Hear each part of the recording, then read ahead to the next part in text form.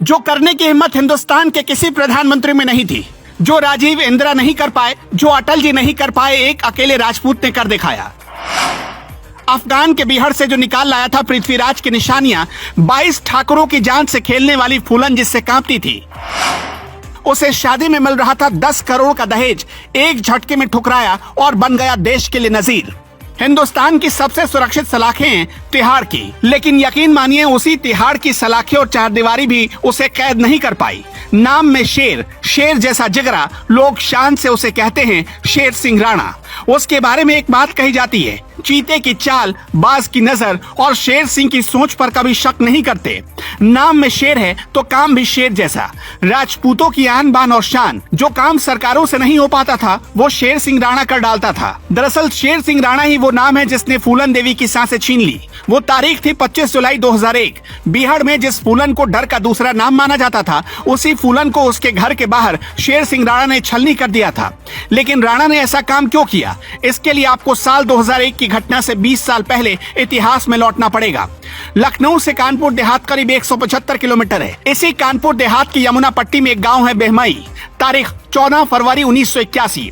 आधी रात 22 राजपूतों को एक लाइन में खड़ा कर दिया गया और उनसे उनकी जान छीन ली गई। दावा किया जाता है कि ऊंची जाति के लोगों के टॉर्चर से फूलन देवी तंग आ चुकी थी और ऐसा बदला पूरा करने के लिए उन्होंने किया था। इसके बाद किसी की हिम्मत नहीं पड़ी कि इस गांव पर बुरी नजर डाले। फूलन को बागी कहा जाने लगा और इस घटना के बाद यमुना पट्टी के दूसरे गांव में फूलन की पूजा शुरू हो गई। इस घटना के 2 साल बाद साल 1983 में उत्तर प्रदेश से दूर मध्य प्रदेश में जाकर तत्कालीन मुख्यमंत्री अर्जुन सिंह के आगे फूलन देवी ने आत्मसमर्पण कर दिया। लेकिन 14 फरवरी 1981 की आधी रात को हुई एक घटना एक राजपूत छोरे के जहन में बिल्कुल ताजा थी। वो राजपूत था शेर सिंह राणा।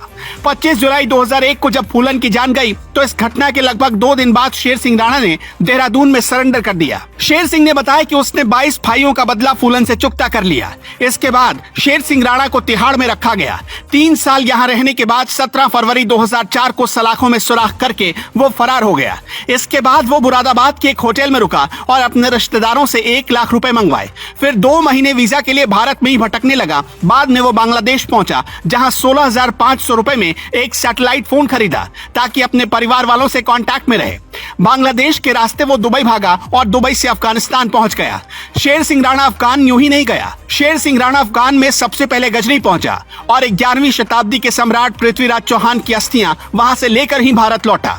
इस दौरान शेर सिंह ने 40 मिनट का एक वीडियो भी बनाया जिसे उसने YouTube पर डाला और उस पर पूरी कहानी बताई। तिहाड़ से करीब 2 साल तक वो फरार रहा और कोई भी सिस्टम, कोई भी खाकी उसे ढूंढ नहीं पाई। शेर सिंह राणा को अच्छे से पता था अगर उसे बचना है तो सियासत की शरण में जाना ही पड़ेगा। वो चुनाव लड़ने तो आया लेकिन कामयाब नहीं हो पाया। इस वक्त शेर सिंह राणा उत्तराखंड में रहता है, लेकिन आज भी उसका रुतबा राजपूत समाज में कायम है। शेर सिंह राणा की कहानी आपको कैसी लगी, हमें कमेंट बॉक्स में जरूर बताइएगा।